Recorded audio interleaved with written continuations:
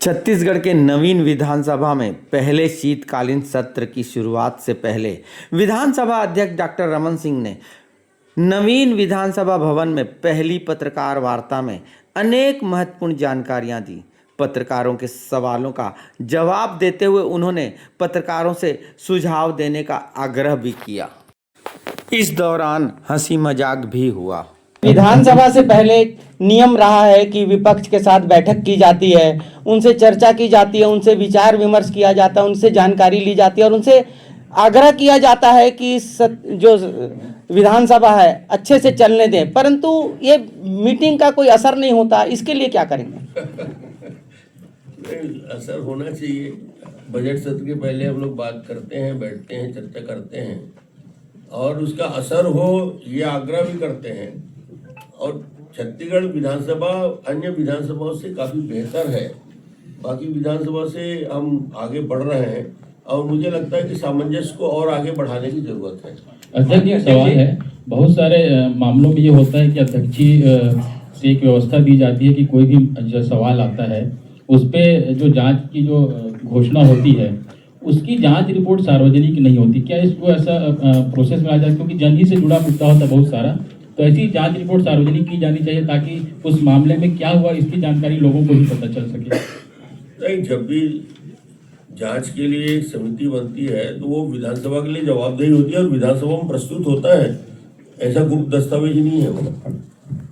Doctor साहब, paperless की तरफ जा रहे हैं, ये अच्छी बात है, लेकिन एक जो सदस्यों के द्वारा पिछले सत्रों में भी ये कहा गया था कि विभागों के द्वारा जो उत्तर आते हैं वो या तो आधे अधूरे रहते हैं या दिग्भ्रमित करने वाले रहते हैं।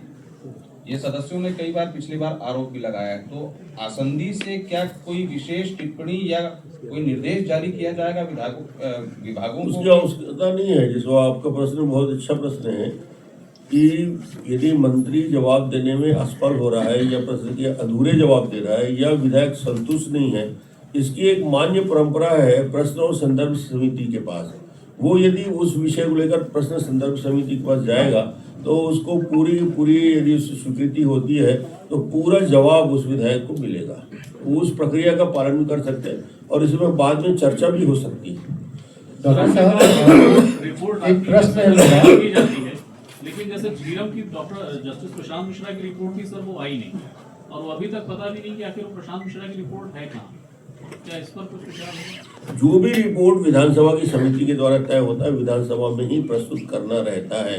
उसमें कुछ विलम्ब हो सकते हैं किसी कारणों से, मगर उसके लिए विधानसभा की ही जवाबदेही होती है। वो रिपोर्ट भी विधानसभा में प्रस्तुत किया जाएगा। महत्वपूर्ण चीज ये है अध्यक्ष जी कि हम लोग अभी दौरे पे गए थे अरुणाचल प्रदेश। पेपरलेस विधानसभा का कॉन्सेप्ट आया है, बिहार विधानसभा इस ओर बढ़ रही है। हमारे विधानसभा का स्टाफ भी इस शैक्षणिक टूर में हमारे साथ था, बड़ी करीबी से हम लोगों ने अध्ययन किया। तो क्या पेपरलेस विधानसभा के लिए हमारी छत्तीसगढ़ विधानसभा पहल कर रही है?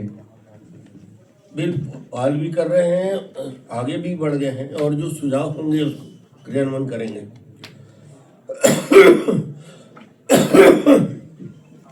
सर, यूट्यूब पर इस दिशा में चिप्स जो है वो काम कर रही है और जो पेपरलेस ऑफिस बनाने की प्रक्रिया में चिप्स की भूमिका रही है। सर, यूट्यूब में लाइव हो, इसको लेके पिछली बार भी आपने आश्वासन दिया सर, तो आग्रह ये है सर कि वो जल्दी हो जाए, यूट्यूब पे लाइव मिलने लगे हमको। दूरदर्शन सिर्फ प्रश्नकाल करता है, कई अन्य विधानसभाएं पूरी कार्रवाई करती है, संसद में भी पूरी कार्रवाई होती है। तो वो चीज़ अगर आने लग जाएगी तो बहुत सारी सुविधाएं होंगी। तो आग्रह यही है कि वो हो जल्दी। चलिए, सुझाव अच्छा है आपका। इसके लिए एक लिखित सुझाव भी विधानसभा के सचिवालय को हमारी ओर से दिया गया है, अलग अलग विधानसभाओं में जो होता है उसके हिसाब से। जी सर, जब छत्तीसगढ़ विधानसभा अस्तित्व में आई तो एक व्यवस्था बनी, गर्भगृह में जो सदस्य जाते हैं स्वमेव निलंबित हो जाते हैं। ये रजत जयंती वर्ष 25वां वर्ष है, तो क्या कोई ऐसी नई व्यवस्था बनाएंगे कि जो सालों साल तक के याद रखे जा सके कि रजत जयंती वर्ष में भी कोई ऐसा बहुत बड़ा निर्णय हुआ था? अब ये विजन 2047 में बहुत सारे विषय लोगों को मुख्य चिंतन में चर्चा में आएगा। तो एक जो पहला निर्णय हुआ था, बहुत पहले निर्णय हुआ था कि वेल में जाने से स्वतः निष्कासित दिन भर के लिए हो जाते हैं। वो एक देश में अनूठा प्रयोग था और बेहतर क्या कर सकते हैं इसका भी अध्ययन करेंगे। साहब एक नज़ीर पेश हुई है छत्तीसगढ़ में, इसी सवाल का पार्ट 2 है कि वेल में अगर आएंगे तो सतत निलंबित हो जाएंगे, लेकिन मैंने 16 साल दिल्ली में लोकसभा कवर की है और मैंने ये देखा है कि वहाँ सदन में बैठे बैठे टीका टिप्पणी नहीं होती है। यहाँ ये चीज़ देखी जाती है, तो क्या ये रूल बन सकता है कि आप बैठे बैठे टिप्पणी नहीं होगी? इससे जो व्यवधान होता है और कई चीज़ें कार्यवाही में भी शामिल हो जाती है।